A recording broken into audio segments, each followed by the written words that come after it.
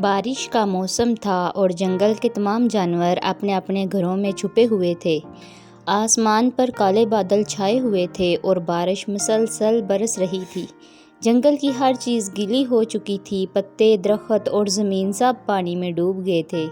شیر، جو جنگل کا بادشاہ تھا، اپنے غار میں آرام کر رہا تھا، لیکن اس کا دل بے چین تھا۔ اس نے سوچا، یہ بارش کب رکے گی؟ مجھے تو بہت زیادہ بھوک لگی ہوئی ہے، لیکن اس موسم میں میں شکار کیسے کروں؟ دوسری طرف ہاتھی بارش کا مزہ لے رہا تھا۔ وہ بڑے بڑے پتے کے نیچے گزرتے ہوئے اپنی سونڈ سے پانی اچھال رہا تھا۔ اسے بارش سے کوئی پریشانی نہیں ہو رہی تھی۔ قریب ہی ایک تالاب میں مینڈک ٹر ٹر کر رہے تھے۔ انہیں تو جیسے بارش سے محبت ہو گئی ہو، مگر جنگل کے دوسرے جانور اتنے خوش نہیں تھے۔ خرگوش اور ہرن بارش سے بچنے کے لیے ایک گھنے درخت کے نیچے چھپے ہوئے تھے۔ دونوں کانپ رہے تھے، کیونکہ سردی اور بھیگنے سے انہیں برا محسوس ہو رہا تھا۔ اتنے میں ایک چھوٹے سے چشمے کے پاس ایک شیرنی اور اس کا بچہ نظر آئے۔ وہ بھیگ چکے تھے اور سردی سے کانپ رہے تھے۔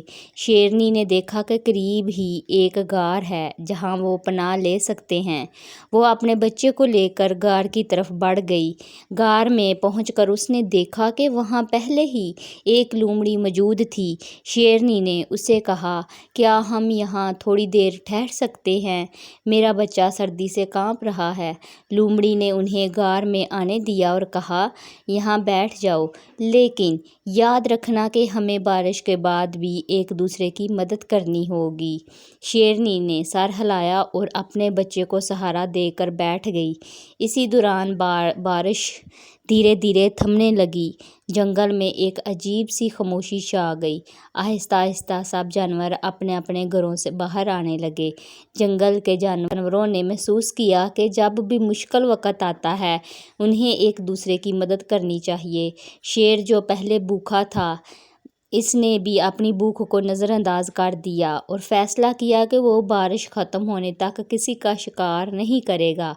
بارش کے بعد سورج نکل آیا اور اس کی روشنی نے جنگل دوبارہ چمکا دیا۔ جانوروں نے مل کر بارش کے بعد کی تازگی کا مزہ لیا اور یہ سمجھا کہ ایک دوسرے کا ساتھ دے کر ہی وہ مشکلات کا سامنا کر سکتے ہیں۔ یوں بارش کا یہ واقعہ جنگل کے تمام جانوروں کے لیے ایک اہم سبق بن گیا۔ انہوں نے سیکھا کہ مشکلات کا سامنا کرنے کے لیے اتحاد اور سمجھداری کی ضرورت ہوتی ہے۔ بے شک، اس میں کوئی شک نہیں۔ اگر آپ کو یہ ہماری چھوٹی سی کہانی پسند آئے تو پلیز ہمارے چینل کو لائک اور سبسکرائب کریں۔ تھینک یو، شکریہ۔